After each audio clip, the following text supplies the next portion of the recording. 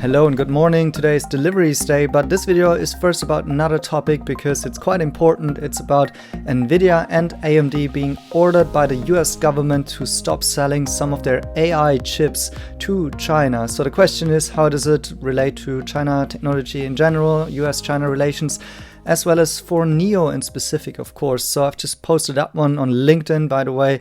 Can follow and add me there if you want to reach out.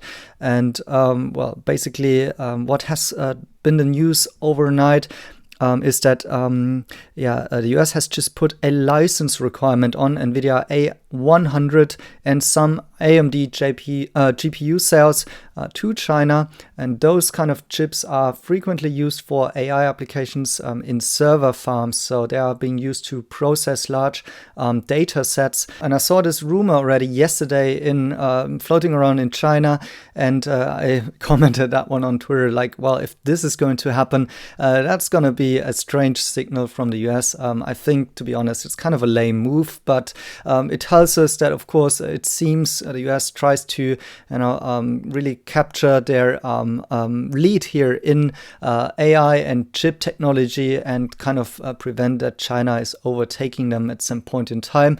But I guess this news is also maybe a bit cooked up here, and let's talk more about the specifics. So this one is the SEC filing of Nvidia. So basically announcing that this just happened, that Nvidia Corporation has been asked by the US government to impose some license restrictions for those specific chips. So the A100 and the H100, these are the most powerful chipsets which they have in this area. And the significance about this here in this filing is how this exactly works. So first of all, it will address the risk that those products may be used or diverted to a military end use or military end user. So this seems to be the goal of the US government officials here, that these chips are not being bought by the Chinese military and thereby being used for military applications. And so what does it mean? It doesn't mean that Nvidia is not allowed to sell to China at all. Instead, if there is a customer who wants those chips from China, then they are subject to get such kind of a new license requirement, and there might be the possibility to get a license granted. So a company like NIO may seek to actually get a license, but here it also says there's no assurance that they will be granted an exemption or that the USG, so this government body, will act in a timely manner.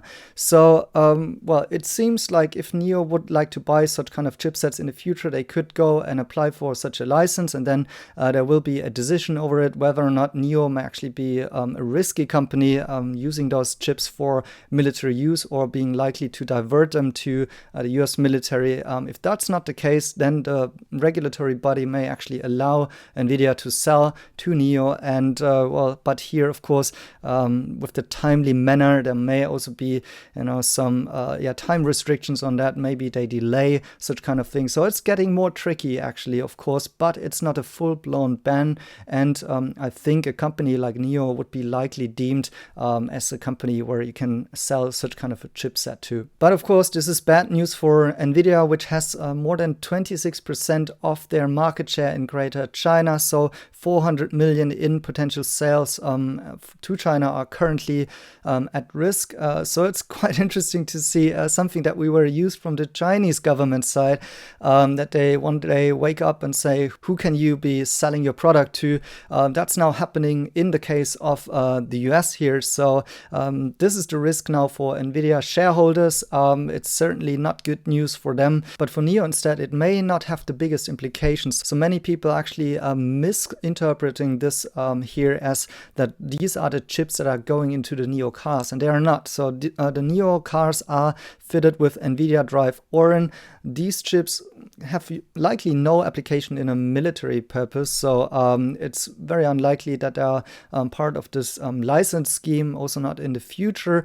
And so NIO can just purchase those chips as normal right now, and so it will not impact NIO's actually car production and the car sales going forward. However, NIO has been working with those exact Nvidia 100 chipsets in the past, so they have procured them. This article is from May, and NIO is using using those GPUs actually in their server farms and data centers in order to process the large amount of information which they have with the goal of enabling autonomous driving. And what I do think is, as this has been announced quite a few months ago, that these chips are actually already in China with NIO inner data centers, and they have built out those capacities, and most likely will not impact those current plans. While in the future for NIO, of course, this will have the implication, as I've mentioned, that they would need such kind of a license in order to fit their server farms with this exact chip. However, there might also be alternatives. For example, this one is from June. NIO taps into the AMD EPIC chipsets, and these are also similar chipsets used in server farms for processing large amounts of data, used in R&D applications, so to compute, for example, renderings and thermal processing simulations, things like that. And so NIO is also, tapping into other chipsets there. And as far as I know, those AMD EPIC chips are actually not falling under this license agreement as well. So it seems that this project as well will not be impacted right now.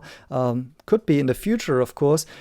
But of course, NIO and other Chinese companies are not sleeping on this. I mean, this has been going on since a while, that China really knows that they need to get independent in the area of chipsets. And of course, they want to become a superpower in the area of AI applications. And they cannot rely on foreign technology for that. And so one of the projects here, for example, is this DPU chipset, which is, by the way, invested by NIO Capital, Tencent and Sequoia, so really big firms that are launching this project here. And this is also exactly about replacing chipsets like AMD and Nvidia in server farms. And actually having a DPU chip is even more focused on processing larger informations and maybe helping with image labeling and so on. So the Chinese, they are building their own stuff here, and this will be ready once they cannot access some of the other chipsets, maybe from Nvidia or AMD in the future. So